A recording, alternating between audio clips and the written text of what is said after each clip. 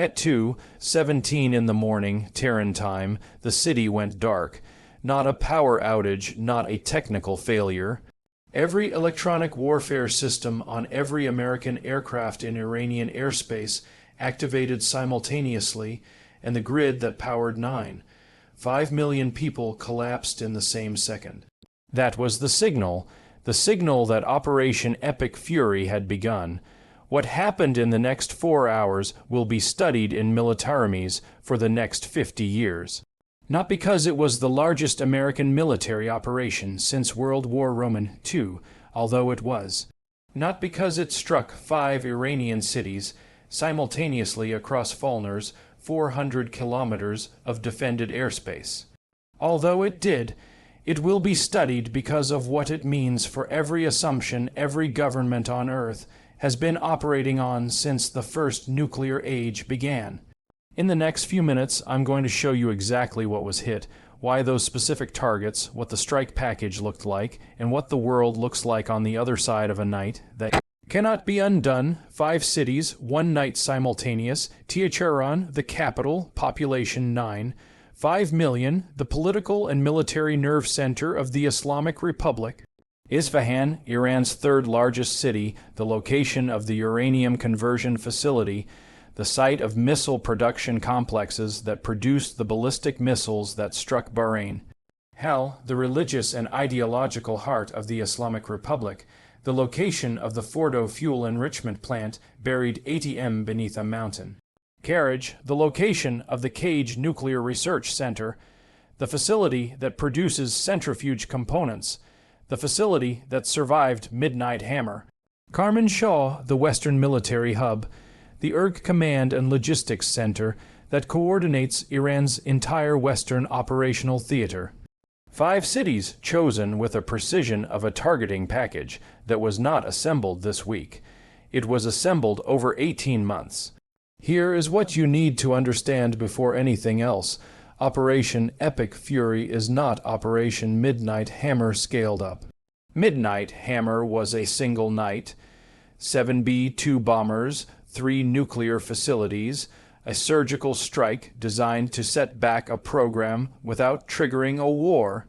Epic Fury is a war. The distinction is not semantic. Midnight Hammer targeted infrastructure. Epic Fury targeted the state, the IRGC command structure, the ballistic missile production and storage facilities, the air defense network, the intelligence headquarters, the financial institutions funding the proxy network, the communications architecture connecting Tehran to every proxy force from Beirut to Sana'a. When you target the state rather than its programs, you are not sending a message. You are attempting to end an argument permanently. The strike package that executed Epic Fury was the largest coordinated American air operation since the opening night of Operation Iraqi Freedom in March 2003. And it was larger than that. Iraqi Freedom opened with 700 air sorties in the first 24 hours against a country with degraded air defenses, no ballistic missile arsenal capable of striking American carrier groups, and no proxy network spanning 7 countries. Epic Fury opened against a country with the Middle East's largest ballistic missile stockpile, a Chinese-supplied anti-stealth radar system specifically designed to track B-2 Spirit aircraft, shore-based anti-H-ship missile batteries covering the entire Persian Gulf, and a Revolutionary Guard that had been preparing for this night for 40 years. The Americans knew all of that. They struck anyway. The strike package was built to account for every layer of Iranian defense. Let me show you what that package actually looked like in the air. B-2 Spirit stealth bombers from Whiteman Air Force Base in Missouri. Multiple aircraft carrying GBU-57 massive ordnance penetrators. The 30 Zeros, Euro 0LB bunker busters designed specifically to destroy hardened underground facilities. Fordo is buried 80 meters under a mountain outside Qom. The GBU-57 was built for Fordo. F-22 Raptors operating from RAF Lacenheath in Suffolk, England, providing air superiority cover across the northern approach corridors. 35 Lightning stealth fighters from bases across the Gulf, providing suppression of enemy air defense. The mission that clears the path for everything else by destroying Iranian radar and surface-to-air missile systems before the strike aircraft arrive. F-15E Strike Eagles from Muwafaq Salti Air Base in Jordan. The 35 aircraft repositioned from RAF Lakan weeks ago, carrying precision munitions against hardened military infrastructure targets. Tomahawk cruise missiles launched from the USS Abraham Lincoln Strike Group and USS Gerald R. Forward Strike Group simultaneously. Hundreds of missiles, multiple target packages, redundancy built into every target set, so that if one delivery system was degraded, another was already inbound. KC-35 Strat tanker refueling aircraft that had been visible on Flight Radar 24 for weeks made the extended operations possible by keeping every aircraft in the package airborne through multiple strike runs. The architecture of the strike was designed so that every layer of Iranian air defense was being suppressed at the moment every strike aircraft needed the suppression most. This was not improvised. This was the product of 18 months of planning that began the morning after midnight hammer when American planners looked at what Iran had survived and started building what would be required to finish it. Tran was the target set that no previous American administration had authorized, not in 1980, not in 1988, not in 2019, not in June 2025. Every previous American strike on Iran had been careful to leave the capital untouched. The implicit message of every previous operation was always this: we are striking your programs, not your government, not your city, not your people. Epic fury removed that implicit message. The targets struck in Thran were not civilian infrastructure. They were the IRGC intelligence organization headquarters in eastern Thran. The Islamic Revolutionary Guard Corps Ground Forces Command in northern Thran. The Aerospace Force of the IRGC, the command structure that ordered the ballistic missiles fired at Bahrain, its operational headquarters in western Thran, the Ministry of Intelligence and Security. The institution that coordinates Iran's global covert operations and its proxy network financing, the facilities that produced the decision to fire at the Fifth Fleet. The people who made that decision were in those buildings. The Chinese YJ-8B UHF Band 3, dimensional long-range anti-stealth surveillance radar that Iran deployed in the months before this strike was supposed to change the equation.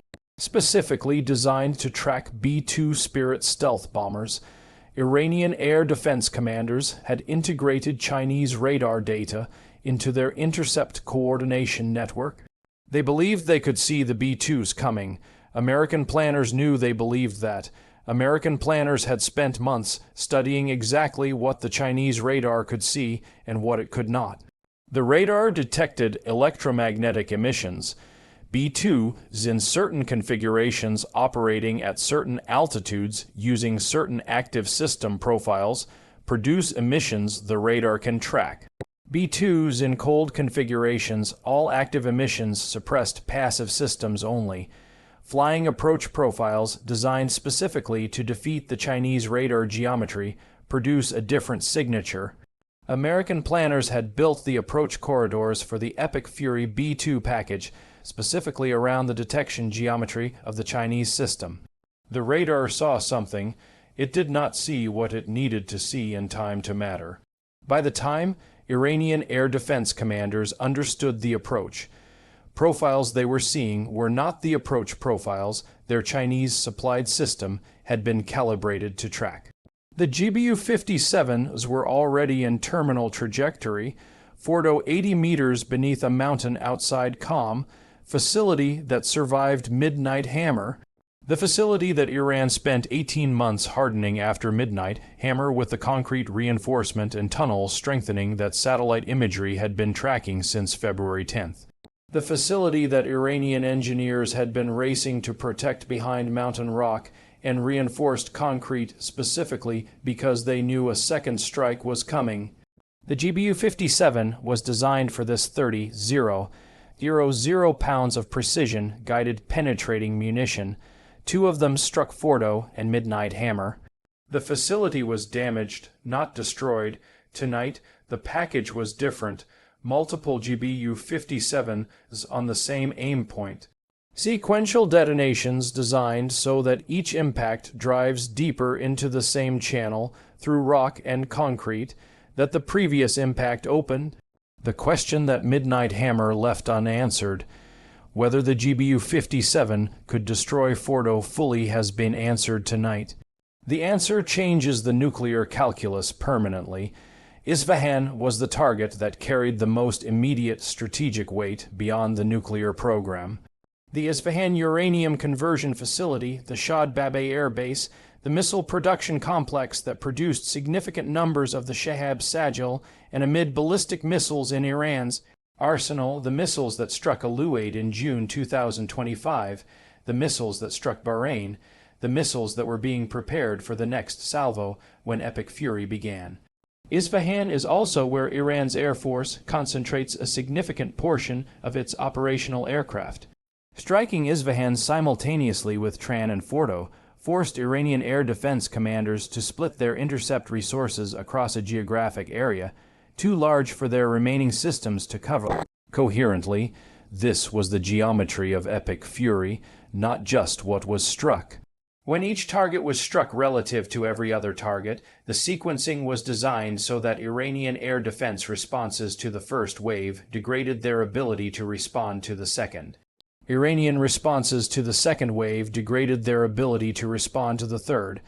By the fourth wave, Iranian air defense in the targeted corridors was functionally exhausted. Karaj sits 40 km west of Tehran in the Alborz mountain foothills. The Karaj Nuclear Research Center produces the centrifuge components that Iran's enrichment program depends on, not the centrifuges themselves, the precision-machined carbon fiber and aluminum components that make centrifuges functional, destroy the enrichment facility and leave the component production intact, and you have set back a program. Destroy both, and you have removed the reconstitution capability. Midnight Hammer struck the enrichment facilities. Epic Fury struck the production infrastructure. The significance of that distinction is this. After Midnight Hammer, Iran began rebuilding within weeks because the knowledge was intact. The engineers were intact. The component production facilities were intact. The satellite imagery that showed accelerating hardening at Natanz in Fordo in February was the evidence of that reconstitution in progress. Epic Fury was designed to remove what Midnight Hammer left behind, not just the program's ability to reconstitute itself. Kermanshah was the target that most mainstream coverage will underweight. It will be described as a military hub, a regional command center. That description is accurate and insufficient. Kermanshah is where the IRGC's Western Operational Theater is coordinated. That means it is where the coordination between Tehran and Qadi Hezbollah in Iraq runs. It is where the logistics pipeline that moves Iranian weapons, money, and personnel across the border into Iraq and Syria is managed. It is the operational node that connects the Islamic Republic to the Proxy network that was already executing simultaneous attacks on American positions across Iraq when Epic Fury began. Striking Kermanshah was not a secondary target in Epic Fury. It was the operation designed to sever the nervous system connecting the head from its arms. Iran's ability to coordinate its proxy network in real time depends on the command infrastructure in Kermanshah functioning. Kermanshah is not functioning. The Iranian air defense response was not absent. It was degraded, disrupted, and in the critical sectors overwhelmed, but it was not absent. Iranian S-300 batteries that had been positioned specifically to cover the approach corridors, American planners were most likely to use engaged targets in the first 30 minutes. Some intercepts were achieved. F-35 stealth aircraft are not invisible to every system at every aspect angle. American planners knew intercepts would happen. The strike package was built with the assumption that some aircraft would be engaged. Redundancy was designed into every target, set precisely because planners expected degraded delivery on some packages. What Iranian air defense commanders did not have was the reserve capacity to sustain their intercept operations across 5 simultaneous target areas over 4 hours. Air defense magazine depth is finite. Reload timelines are measured in hours, not minutes. By the second wave, Iranian batteries in the Tehran corridor were operating at reduced intercept capacity. By the third wave, some had expended primary magazines. The fourth wave flew through corridors that Iranian air defense had been unable to reconstitute. The ballistic missile retaliation began at approximately 3:40 Tehran time, 40 minutes after the first American strikes landed. Iranian ballistic missile crews at launch facilities that American strikes had not yet reached began executing their pre-land retaliation packages. Shahab-3 ballistic missiles, Sajal-2 solid-fuel ballistic missiles with a range of 20 km, Imad precision-guided ballistic missiles, targets already in the fire control systems, coordinates loaded, authorization transmitted from whatever remained of the IRG Aerospace Force command structure after the Tehran strikes. The Patriot batteries and THAAD systems across the Gulf region activated simultaneously.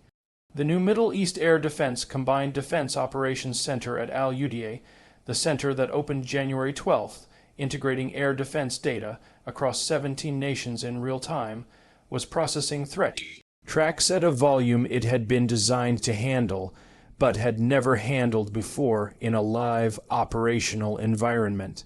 The question that every air defense commander in the region was running in real time was the same question. How many missiles, how many vectors, how many simultaneous tracks against how many target packages? Because the arithmetic of ballistic missile defense is not complicated. Finite interceptors against a salvo designed to exhaust them? Al-Udeid Air Base in Kar absorbed the first Iranian retaliatory salvo. 10-0 American troops, the forward headquarters of United States Central Command. The Middle East Air Defense Operations Center, Patriot batteries intercepted the majority, not all. The damage assessment at Al-Udeid is not fully confirmed in the hours after the strike. What is confirmed is that the base took impacts that the operation that had just launched one of the largest air campaigns in American history was now managing simultaneous offensive operations over Iran and defensive operations against Iranian ballistic missiles landing on its own headquarters. This is what Iranian military planners meant when they described their strategy as making the cost of conflict visible to every economy on Earth, not just the oil markets, the operational cost, human cost, the cost of running an extended air campaign while your command infrastructure is being struck by the enemy you are bombing. Israel activated its air defense network at 2:20 Tehran time, 3 minutes after the epic Fury opening strikes. A-3 interceptors, David Sling, Iron Dome, not because Iranian missiles had been fired at Israel yet, because Israeli air defense commanders understood the sequence. Iran's doctrine in an existential confrontation was not sequential retaliation against one enemy at a time. It was simultaneous activation across every front where Iranian aligned forces could generate pressure. Hezbollah and Lebanon had been at maximum readiness since the Bahrain strike. When Epic Fury began over Tehran, Hezbollah's launch authorization was transmitted. Rockets from southern Lebanon, anti-tank missiles, precision-guided munitions that Hezbollah had been stockpiling for a decade, specifically for a confrontation with this level of intensity. The northern Israeli towns of Karaj, Mona, Naharia, and the western Galilee entered their third consecutive hour of rocket fire before dawn. Israel's response was immediate and disproportionate in the precise sense that Israeli military doctrine defines disproportionate, overwhelming force applied to the source of the threat rather than its symptoms. Israeli Air Force strikes on Hezbollah-launched positions in southern Lebanon began before the last American strike package over Tehran had cleared Iranian airspace. Hezbollah in Iraq did not wait for orders. The orders had been prepositioned. The authorization had been transmitted when Iranian missiles struck Bahrain. Epic fury was the confirmation that prepositioned orders should execute. Al-Assad Air Base in western Iraq.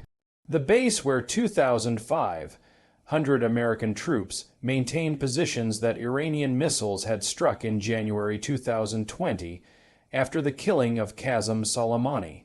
The base that survived that strike, the base that American planners had reinforced and hardened in the months since Midnight Hammer. Rocket and drone attacks from multiple launch positions across Anbar province, the 2,500 Americans at Al-Assad were not surprised. They had been in hardened positions for 72 hours, pre-positioned there by commanders who understood what the sequence of the Bahin strike meant for the timeline. The attacks came, the base absorbed them, the casualties were not zero. Nothing about this morning is zero. The Strait of Hormuz, the 3 km shipping lanes, the 20 million barrels of crude oil, the assumption. Irq Navy fast attack boats, more than 0. Zero vessels designed for asymmetric warfare in confined waters, began moving from their Gulf Coast bases within 30 minutes of the Epic Fury opening strikes. Not toward American warships, not initially toward the shipping lanes. The inbound traffic separation scheme, the corridor through which supertankers loaded at Carr Island and Ras Tanura transit toward the open ocean. Iranian doctrine for strait closure does not require a formal announcement. It requires making the corridor impassable. Fast attack boats in the shipping lane create a collision risk that forces traffic to hold. Mines deployed from small boats at night create an insurance risk that forces traffic to stop. The IRG does not need to sink a supertanker to close the strait. It needs to make the probability of sinking one high enough that no insurer will cover the transit and no captain will order his crew into the corridor. That probability crossed the threshold at approximately 3 15-ton time. Lloyd's of London War risk underwriters issued Gulf transit exclusions at 400 a.m. London time, the Strait of Hormuz is functionally closed. 20 million barrels per day gone, not disrupted. Not at risk, gone. The difference between a disruption scenario and an actual closure is the difference between a model and a mechanism. Every model J.P. Morgan built, every Oxford economic scenario, every Bloomberg and F projection, all of them were built on a disruption scenario. The strait is not disrupted, it is closed. Brent crude opened at 120 per barrel in the first Asian session after the Epic Fury strikes were confirmed before the full extent of the strait closure was processed before Lloyd's issued the Gulf exclusions before the shipping companies issued hold orders to every vessel currently in the Persian Gulf. $12 was the opening number, not the ceiling.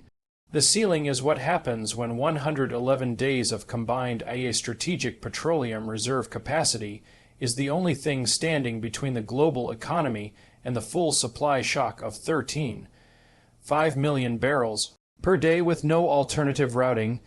The ceiling is what happens when Asian manufacturing economies that run their factories on Middle Eastern crude start rationing diesel. The ceiling has not been reached yet. The ceiling is $150 per barrel in Oxford Economics' severe scenario. That scenario assumed a brief closure. Nobody is modeling brief anymore. Gold reached $5.340 per troy ounce in the first hour of Asian trading after the strikes were confirmed. Every dollar of gold movement above $5.000 represents an amount of institutional capital fleeing risk that has no precise single number. It represents the accumulated weight of portfolio managers in Tokyo and Singapore and London and New York, executing the trades they had prepositioned for the scenario they all hoped would not happen, but all prepared for anyway, the trades that move capital out of equities, out of corporate debt, out of emerging market currencies, into gold, into U.S. treasuries, into cash. The S&P 500 100 futures market, which trades overnight before the New York Open, fell 3% in the first 2 hours after the strikes were confirmed. Not the 7% that Bloomberg had modeled as the severe scenario. 3% before New York opened, before the full strait closure was priced, before the Hezbollah-Israel exchange was priced, before the al-Assad attack on American positions was priced, before any of the second-order effects that compound across each other were priced. 3% of $50 trillion in U.S. market capitalization, $415 trillion before lunch. The Federal Reserve issued a statement at $6 a.m. Eastern Time. The statement said, "The Federal Reserve is monitoring developments closely and stands ready to use its tools to support the functioning of financial markets." Stands ready. That is the language central banks use when they do not yet know what to do, but cannot say so publicly. The Fed's impossible dilemma that Oxford economics had modeled months ago is now not a model. It is the actual situation the Federal Reserve Chairman walked into this morning. Oil at $127 and rising means inflation is returning violently. The textbook response is raise rates. But equity markets down 8% means economic growth is collapsing. Raising rates into a collapsing economy triggers recession immediately. Holding rates while oil spikes toward $150 means inflation accelerates toward the threshold nobody has used in American economic conversation since 1979. Stagflation, the condition that the Fed's tools were not designed to resolve, the condition that defined the worst economic decade in post-war American history, the condition that ended presidencies. European energy ministers convened emergency sessions before 7 a.m. Brussels time, the session that every European energy ministry had been quietly preparing contingency plans for since January now had a date on it. Qatar is the world's largest LNG exporter. Qatar's LNG export terminals sit behind the Strait of Hormuz. The strait is closed. Europe's shift away from Russian gas had depended on Qatari LNG as the replacement supply. The North Field expansion, the long-term supply contracts, the regasification terminals built along European coasts specifically to receive Qatari cargoes. Those cargoes are not moving. The cargoes are loaded on tankers sitting in the Persian Gulf that cannot transit the strait because Lloyd's has issued exclusions and fast attack boats are in the shipping lanes, and the Fifth Fleet headquarters in Bahrain is still processing damage from the missile strike 3 days ago. European natural gas futures spiked 34% in the first hour of trading. 34% is not a number that energy ministries can absorb within existing subsidy frameworks. 34% is the kind of number that produces emergency parliamentary sessions and public statements about rationing contingencies and social pressure that politicians understand in very direct electoral terms. Europe survived one energy crisis triggered by Ukraine. This one is arriving with less preparation time and more simultaneous pressure vectors than the last one. China's response was the one that Western analysts had been modeling with the least confidence because China's exposure is the largest in absolute volume and its response options are the most consequential for the global outcome. 4 million barrels of crude per day through the strait, half of total crude imports. China's Strategic Petroleum Reserve provides 90 to 120 days at normal consumption. But China's industrial economy is not designed for even partial fuel rationing. Factories that cannot run their furnaces and assembly lines do not produce at partial capacity.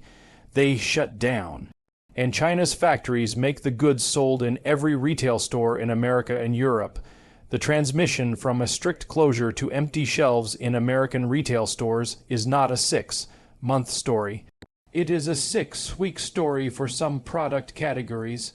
China's foreign ministry issued a statement condemning the American strikes on Iranian territory as a serious violation of international law and a dangerous escalation that threatens regional peace and stability, condemning, not threatening counteraction, not announcing military response, condemning.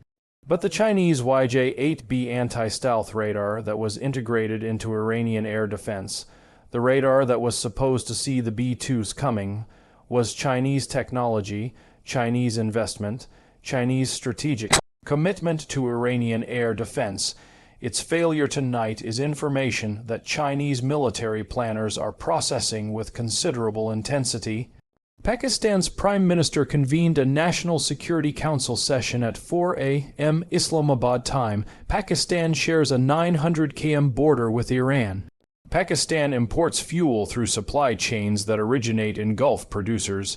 Pakistan has a debt crisis, an IMF program, limited foreign exchange reserves, and Pakistan is a nuclear-armed state. The combination of those four facts in a country of 240 million people whose government is under domestic pressure and whose eastern border with India represents a separate and permanent source of strategic tension is the combination that regional stability models were not built to handle simultaneously.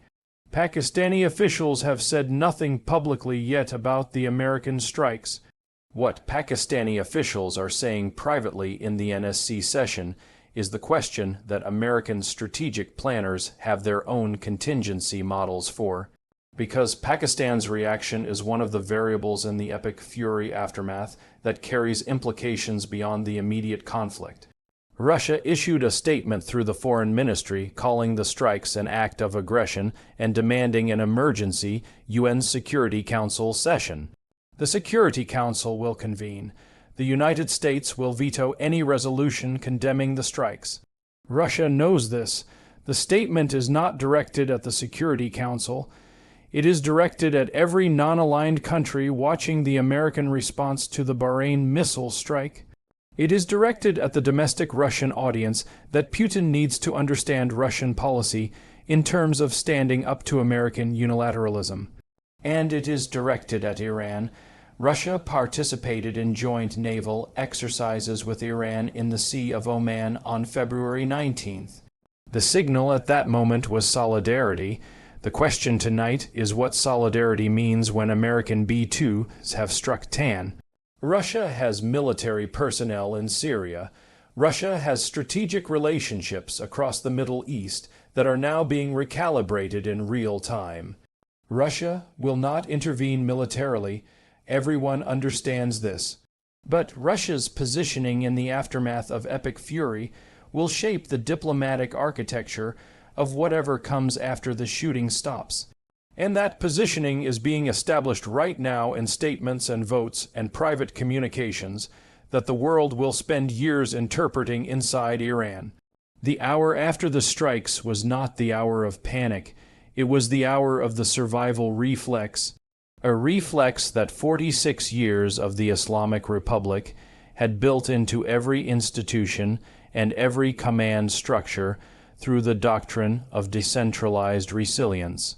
IRG units do not wait for central command authorization for every response action. Authorization is pre-delegated to unit commanders for specific threat scenarios. A scenario where Tehran is struck. A pre-authorized response package exists. A scenario where Isfahan is struck. Pre-authorized response package exists. A scenario where Fordow is struck. Pre-authorized response package exists.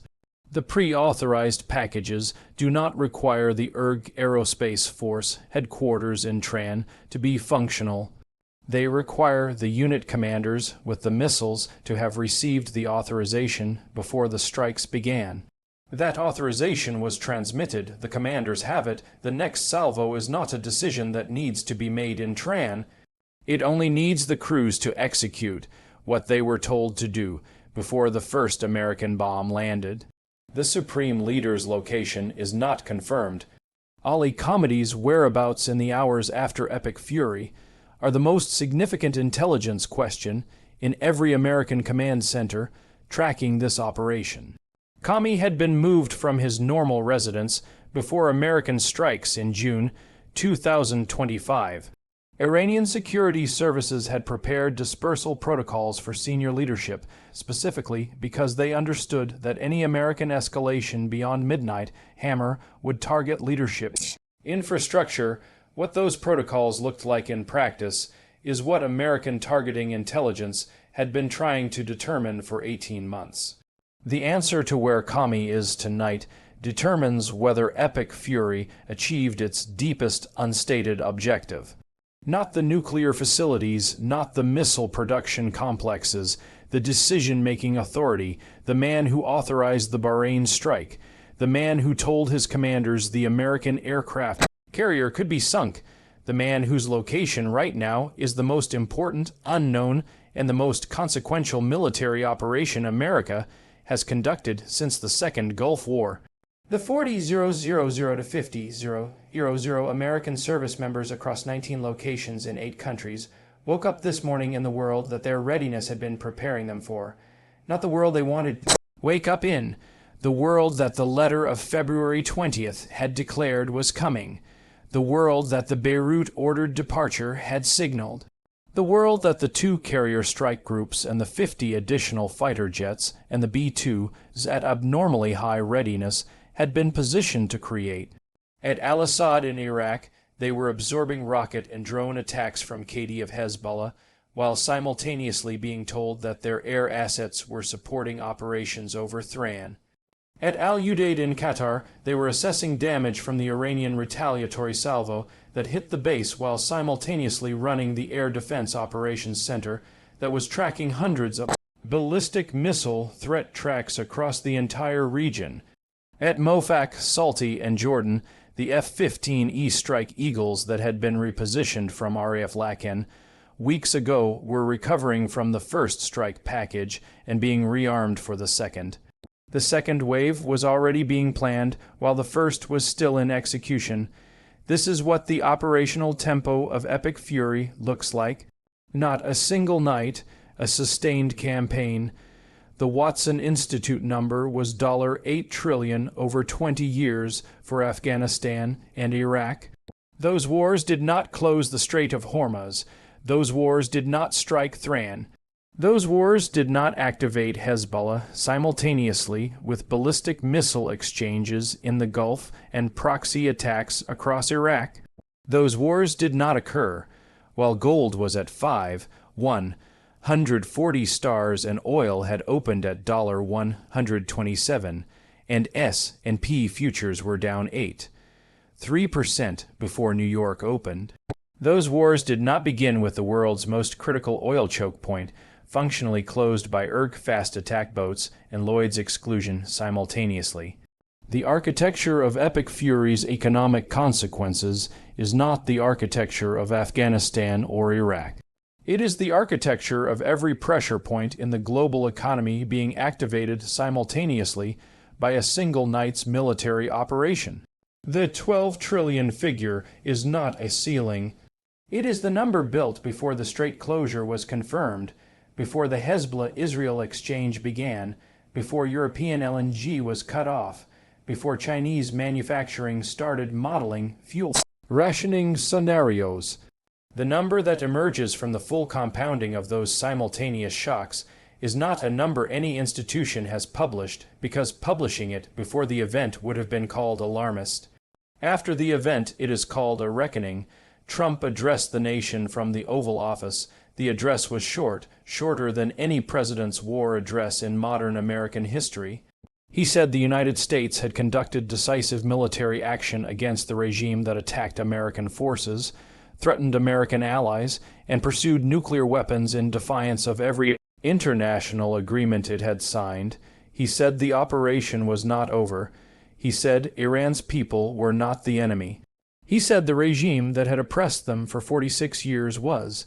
He said America would not stop until the threat was eliminated. Eliminated, that word carried more weight than the entire rest of the address because eliminated has 2 possible meanings in the current context. It means the nuclear program or it means the regime. Trump's own Vice President, J.D. Vance, had said publicly that if the Iranian people want to overthrow the regime, that is up to the Iranian people. Trump had said regime change might be the best thing that could happen. Two senior officials, same administration, two different definitions of what a successful outcome looks like. Either definition had been operationalized into a policy that every member of the administration agreed on before the B-2s took off. That disagreement is not a communications problem. It is a strategic problem because the military has been told to eliminate the threat. And nobody at the top has agreed on what eliminated means. The world that existed at midnight before Epic Fury was a world in extreme tension. It was a world of deadlines and ultimatums and aircraft carriers and diplomatic cables and prediction markets at 70% and gold at $5, zeros, euro 0 and oil at $70 on threat alone. It was a world that had been building toward this moment since June 2025, since the letter of February 20th, since the Beirut-ordered departure, since Bahrain. That world ended at 2:17 a.m. Tehran time when the electronic warfare systems activated and the city went dark.